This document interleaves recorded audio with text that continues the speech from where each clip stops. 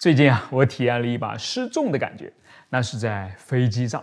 从新疆到重庆的整个航程，飞机几乎都在颠簸，偶尔还会来一点大的，于是马上就失重上头了，既难受又恐怖。你呢？有没有体验过失重的感觉？在什么情况下体验到的？可以分享一下哦。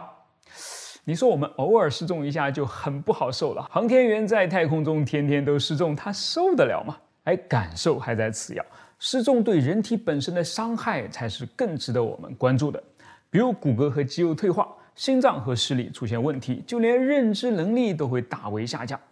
NASA 的宇航员斯科特·凯利在国际空间站上待了差不多1年以后呢，重回地球引力的怀抱。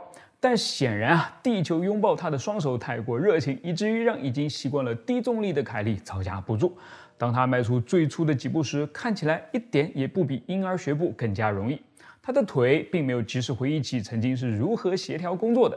重力的缺乏使凯利的身体远离了原本对于生存至关重要的平衡感与协调感。这两者哪怕你在太空当中踩再多的跑步机，也无济于事唯有重力能够给予。好吧，国际空间站呢，都是一个快要退休的东西了。那你说我们正在建造中的最新的中国空间站，为什么就不能采用人造重力呢？我是百科全书火箭叔，今天我们就来聊聊人造重力这个已经在科幻的世界里面存在了几十年的技术。人造重力难吗？它难在哪儿呢？好吧，还是先说答案技术上呢一点也不难，但实现起来却很难。为什么呢？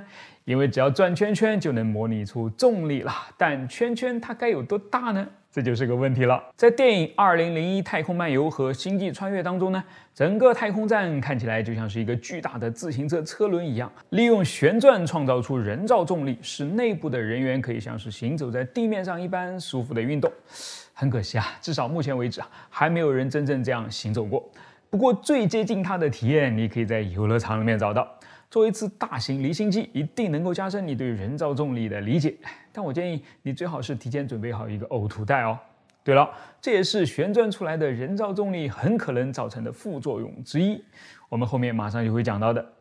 之所以旋转能够产生重力呢，我们得要感谢向心力。因为当旋转起来之后呢，你背后的墙面就会在向心力的作用下不断的推着你，迫使你跟着它一起旋转，而不是沿着一条直线被甩出去。此时呢，你与离心机是相对静止的。当我们把参考系放入到这个相对静止的系统里面时呢，神奇的重力感便产生了。你被一股力量拉向墙面，当抬腿。NASA 早在1960年代就开发出了一台巨大的离心机来测试模拟重力的可行性。当我们随宇航员一起进入到被称为是旋转参考系的离心机内部视角后呢，相对来说整个世界都在旋转，而我们是保持静止的。在这里，如果离心机旋转的速度恰好合适的话，一切的跑、跳、走都跟地面上无异了。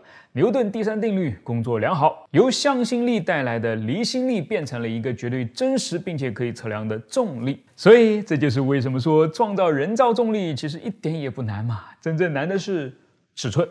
还记得我刚才说过了吗？一个恰到好处的旋转速度是产生出人造重力的关键，而问题就在于恰到好处的旋转速度跟离心机，也就是想要制造人造重力的太空站的尺寸关系密切。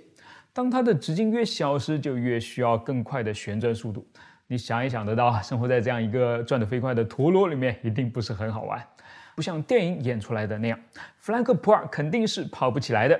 因为在这样的转速下，旋转参考系里面的科里奥里效应将会非常明显，它会让你在里面的运动方向受到偏转。你只要想想，在地球这么大的一个旋转参考系里面，我们都需要考虑科里奥里效应对火车左右铁轨的不同磨损程度所带来的影响，就能够知道在8米半径的旋转空间里面，它能产生多大的影响了。简单来说，就是你想从坐着站起来呢，都会让原本向上运动的脑袋变成一条向下运动的曲线，然后直接就把你撂倒了，还谈什么慢跑呢？科学家估计想要让旋转速度慢到勉强能够适宜人类居住的话，这个结构的半径至少也得是100米。2个国际空间站加起来差不多有那么宽了，所以不管是发射它还是安装它，都是一个超级花钱和超级费时的事情。